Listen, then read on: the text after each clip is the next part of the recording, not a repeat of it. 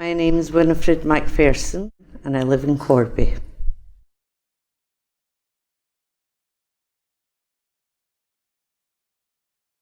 Childhood, I was quite lucky. I was brought up in Glasgow.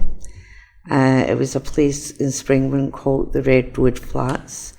They were the highest flats in Europe at the time. I lived up 18, which meant I had to get the lift up and down to the house.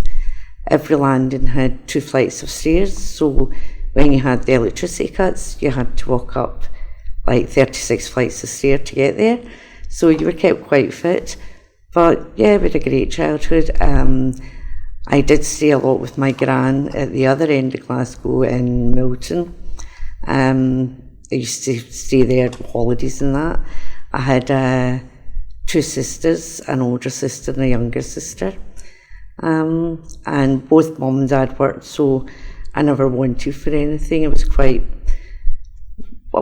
spoilt to a certain extent, but spoilt in one way, but didn't go off with an awful lot in another way.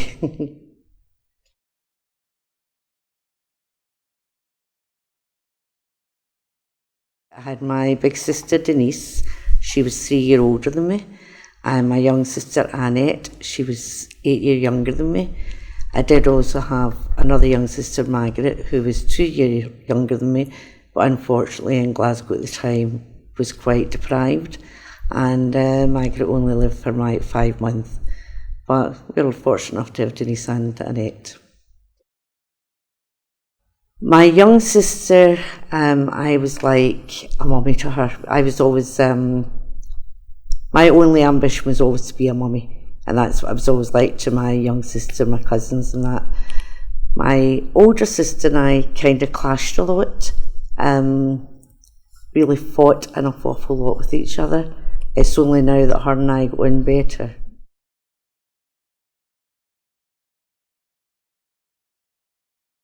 When I was younger, apart from always wanting to be a mother, I wanted to be a famous singer. Which never ever got to be because I don't think it was that good anyway.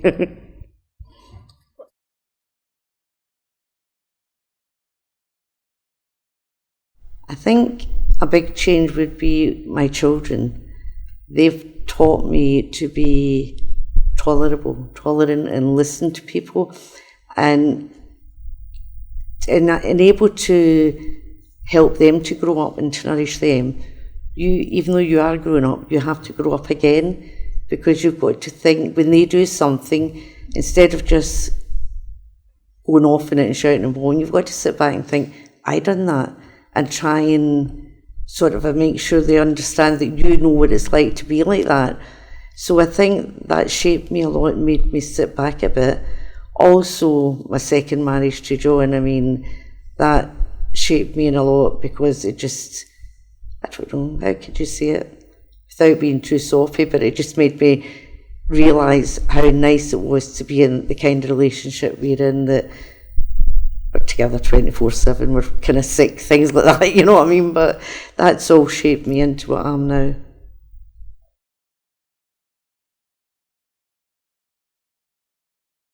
It's one of the easiest things I've found.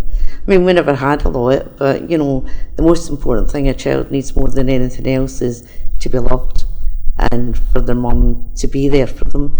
And to me, it was just, if somebody would say to me, did I want to go back to having the children as children, I'd love it. I would, because it was a wonderful experience being a mother.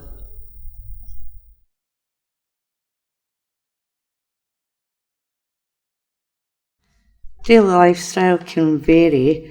Where I live, we have a community hall where we have coffee mornings. We play the Wii, we do bowling on Wii. We also have days out, etc. So it varies from day to day. The hobbies is, I love reading. I could read all day.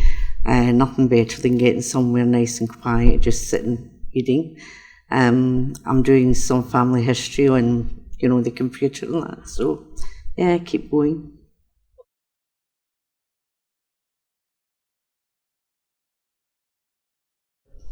If technology failed tomorrow, and just say every computer went down and there was no way you could access any of these kind of things, we would be in a sorry state, because if you went into Asda and you bought some items and went to the till, the cashier couldn't add that up.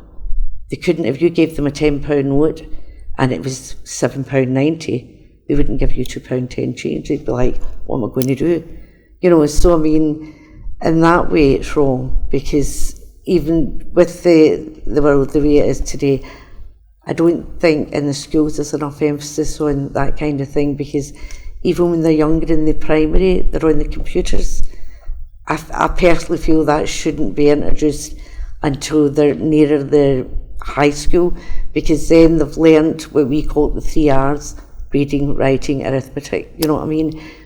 You shouldn't, you know, it used to be like if we went into an exam with a calculator, we would get put out that exam because you need to know what to do without a calculator. When my children went into exam, they had to have a calculator. To me, that's completely wrong. If you can't do it in your head, you're not getting taught properly. You know what I mean? You need to do all of that so that if it comes to the date we've not got technology, we can still go on and live.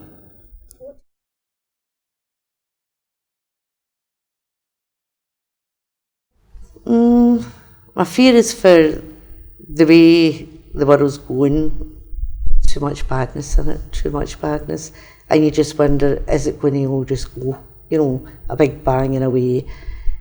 And for the children that are being born now, they're never going to have the life we had. I think they're going to have a harder life as time goes on, because of their peers and peer pressure they get now. You know, we were always taught you had to work and all the rest of it, yes, but now it's not just peer pressure to work, it's peer pressure to have the best clothes, have the bags that have got a name to them, you know, that kind of thing, which I think that's horrible, because it's a sin for the children that they can't afford that, or they're maybe not interested in it, but they're pressured to be interested in it. So yeah, that would be my biggest fear for the world.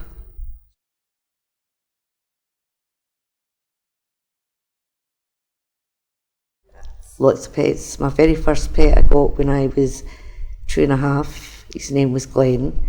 Unfortunately, he got put down when I was 17. He was just what we used to call Heinz 57 variety. In other words, he was just a mixture of every kind of dog under the sun. But he was a fantastic dog. Then when I got first married, I had it was a Whippet mixed greyhound, Sapphire. Then later on I had another one called Skipper. Then we had a wee, what do you call them? Yorkshire Terrier. That was Sheila. And then we've had various different birds, rabbits, hamsters, cockatiels. I think we've had quite a lot of pets as we've went on here.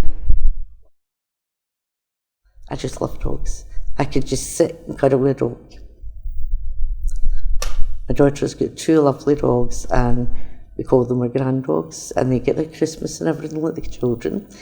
And when we were living down in Cornwall at one point, when my daughter would phone, and she would say to the older dog, Max, Granny's on the phone, and Max would bark down the phone to me.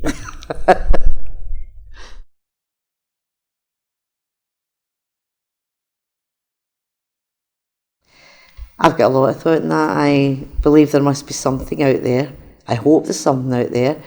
As I say, for my daughter, that in my mind, I'm going to meet her again. You know, so yeah, I've got a lot. You know, to me, there is something there. I do tend to wake my husband up sometime in the midnight, telling him people are standing at my bed and that. So he gets a bit freaked out with me.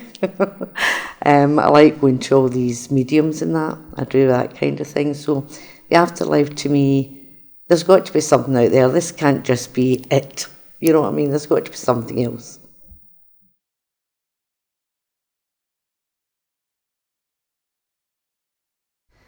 Enjoy your young life while you've got it, and just strive to achieve what you can.